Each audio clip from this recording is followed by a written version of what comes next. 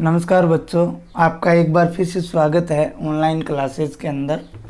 आज हमारा आपकी क्लास 10th के अंदर 19वें चैप्टर का शायद आज इस वीडियो में पूर्ण हो जाएगा हमारा ये चैप्टर। आपके अगले टॉपिक का नाम है जैव विविधता का संरक्षण। जैव विविधता का संरक्षण, कंजर्वेशन ऑफ बायोडाइवर्सिटी। संरक्षण का मतलब होता है बच्चों सुरक्षा करना, किसी की रक्षा करना। हम इस वीडियो में जैव विविधता के संरक्षण की बात करेंगे। जैव विविधता जो है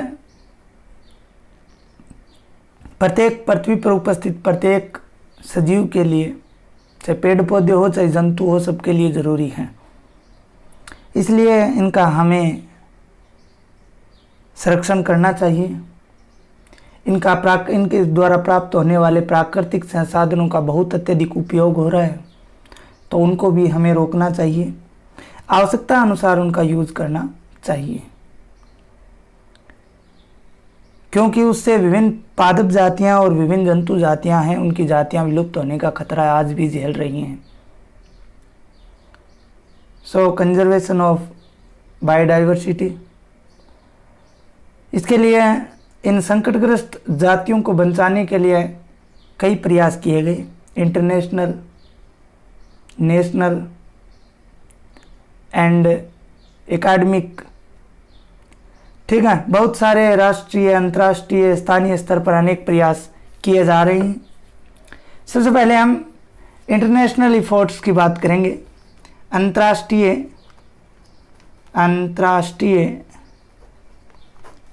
प्रयास। इफोर्ट्स का मतलब होता है प्रयास करना, ठीक है ना। अंग्रेजी में आप लोग पढ़ लिया होगा इफोर्ट्स, इंटरनेशनल इफोर्ट्स।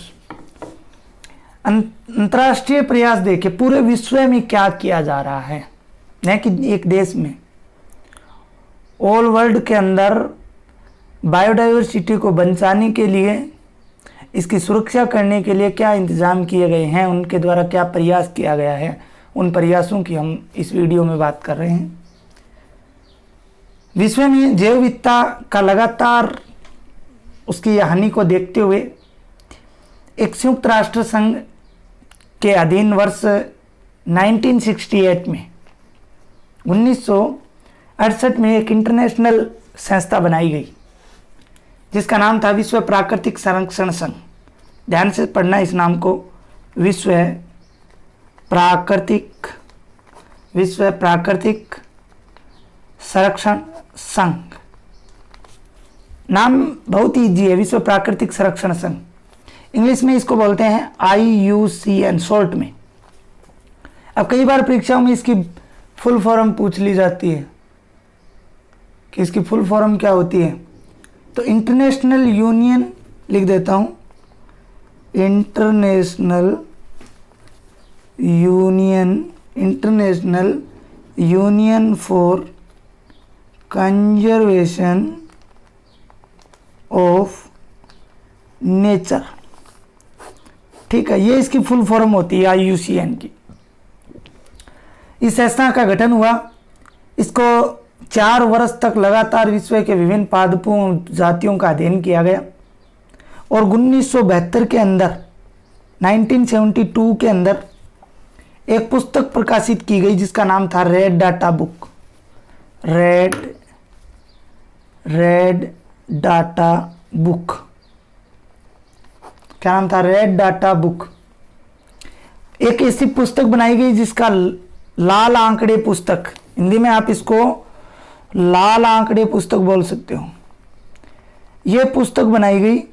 इस पुस्तक में क्या रखा गया, कई बार प्रश्न आ जाता है। इस पुस्तक में लुप्त हो रही जातियों व उनके आवास था वर्तमान में उनकी संख्या को, भाई लुप्त कौन हो रहा है, उनके नाम, संख्या, ठीक है, उनका आवास कहाँ है, उनकी संख्या कितनी है, उनको सूचीबद्ध किया गया। तो ये रेड डाटा बुक के अंदर रखा गया।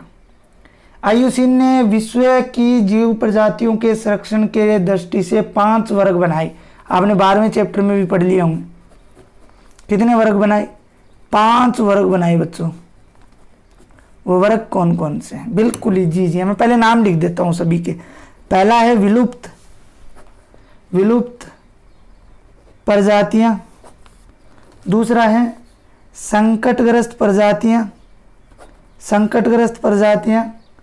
3 नंबर बच्चों है अति संवेदनशील, अति संवेदनशील प्रजातियां।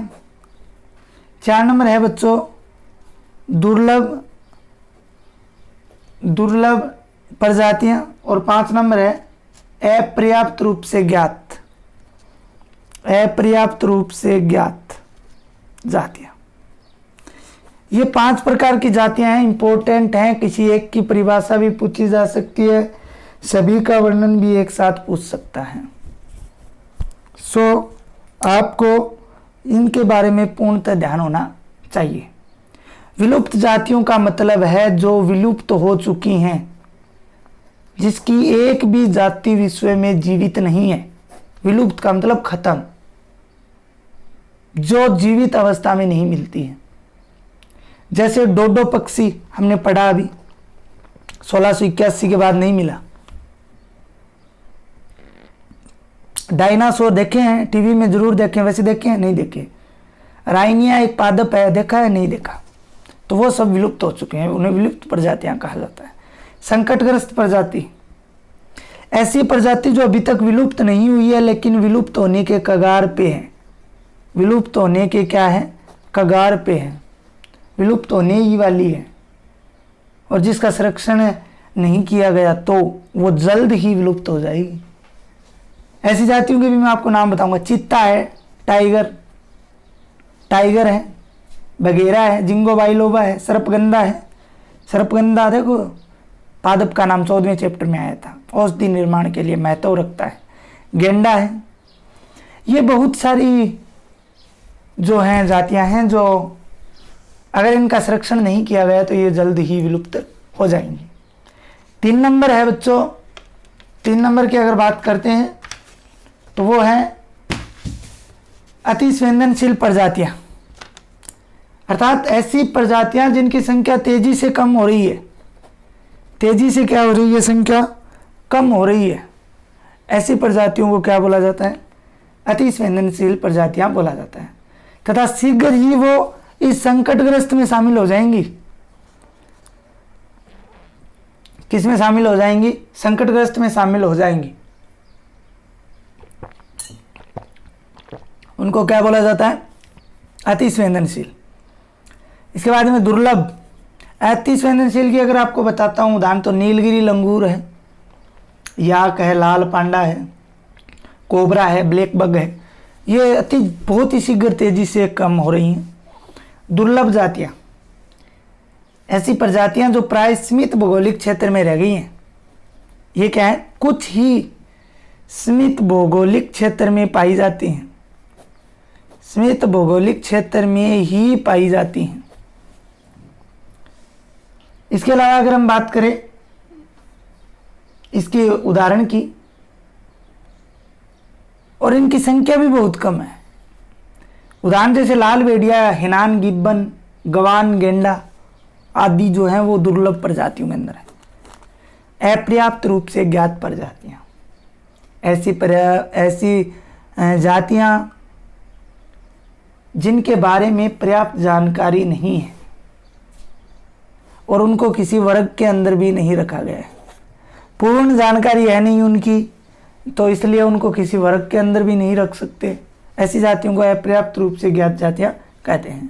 अब उदाहरण तो इसका कहाँ से होगा, जब पर्याप्त रूप से उसकी जानकारी नहीं है तो उदाहरण का तो कोई मतलब ही नहीं है।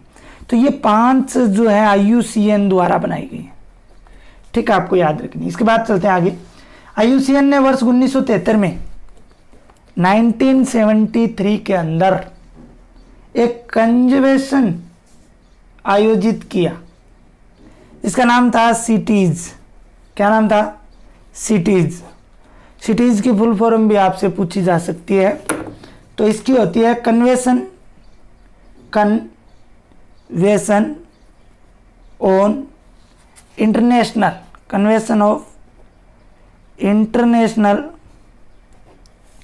ट्रेड इन एंडाग्रेड, ठीक है। सिटीज की फुल फॉर्म ये होती है बच्चों।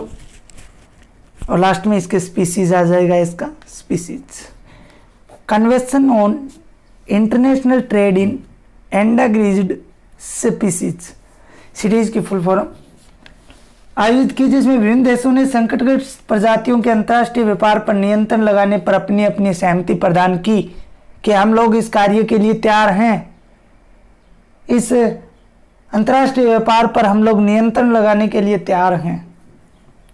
इसके बाद में बहुत ही इंपॉर्टेंट है, वर्ष 1992 में, कब, वर्ष 1992 में एक ब्राजील का शहर है जिसका नाम है रियो डी जिनेरियो, क्या नाम है, ब्राजील का एक शहर है रियो डी जिनेरियो में एक पृथ्वी सम्मेलन हुआ। क्या हुआ? पृथ्वी सम्मेलन, जिसमें जैव विविधता संधि अस्तित्व में आई। कौन अस्तित्व में आई? जैव विविधता संधि। विभिन्न देशों के विद्वान वहां पहुंचे थे, नेता विद्वान वहां पहुंचे, और जो जैव विविधता संधि है जिसको सीवीडी बोला जाता है, सीवीडी की फुल फॉर्म आपको पता होनी चाहिए, कन्वेंशन ऑफ बायोडाइवर्सिटी,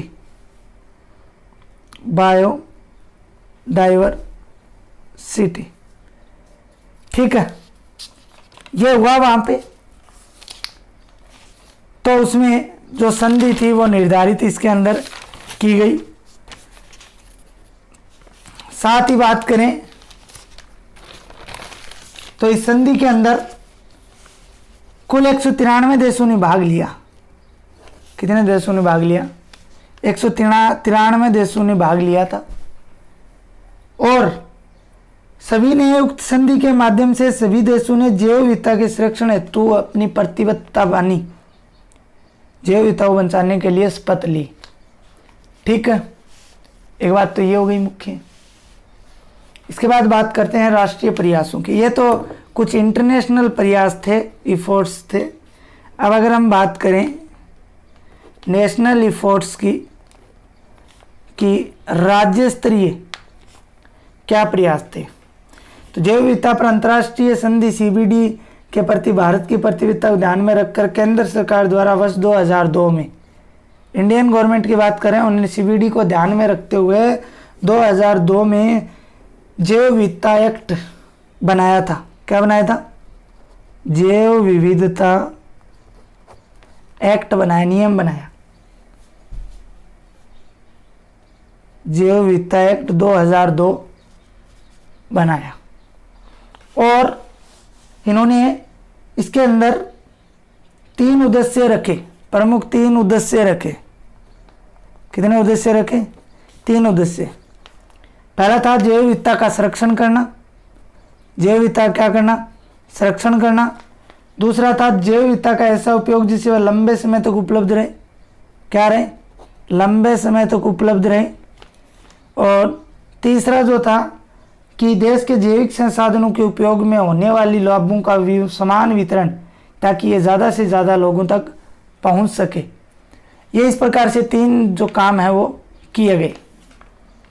इसके बाद हम बात करते हैं इन उद्देश्यों की प्राप्ति के लिए जैव विविधता एक्ट 2002 में त्रिस्तरीय संगठन का प्रावधान हुआ, जिसमें त्रिस्तरीय संगठन क्या था? राष्ट्रीय स्तर पर राष्ट्रीय जैव विविधता प्राधिकरण, राष्ट्रीय जैव विविधता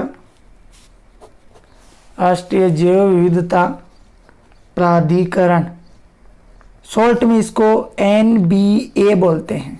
नेशनल बायोडाइवर्सिटी और प्राधिकरण होता है अथॉरिटी। ठीक है, नेशनल बायोडाइवर्सिटी और अथॉरिटी। राज्यों में, ये तो किस में हुआ? राष्ट्रीय स्तर पर। ये तो राष्ट्रीय स्तर पर था। 2 नंबर राज्य स्तर पर अगर हम बात करें तो राज्यों में जैव विविधता बोर्ड, राज्य जैव विविधता बोर्ड, इसे बोला गया क्या बोला गया, SBB, क्या बोला गया, SBB, स्टेट बायोडाइवर्सिटी बोर्ड। और एक हो गया स्थानीय स्तर पर जैव विविधता प्रबंध समितियां, इसको बोलते हैं BMC, बायोडाइवर्सिटी मैनेजमेंट कमिटीज। ठीक है, तो ये 3 प्रकार की बातें जो त्रिस्तरीय संगठन है वो बनाया गया।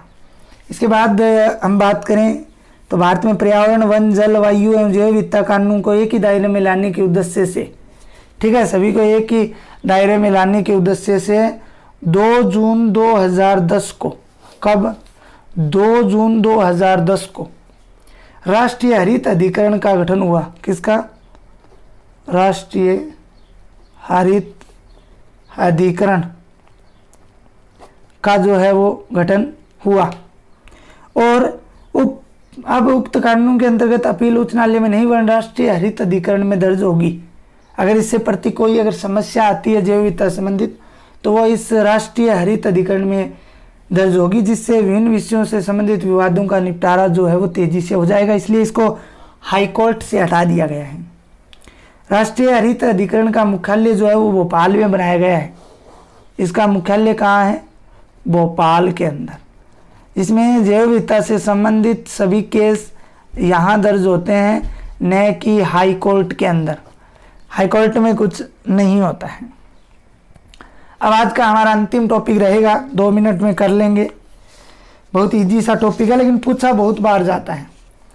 जैव विविधता के संरक्षण के प्रकार, जैव विविधता संरक्षण के प्रकार।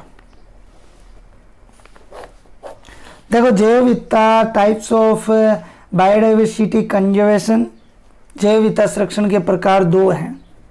एक तो है स्वस्थानीय संरक्षण,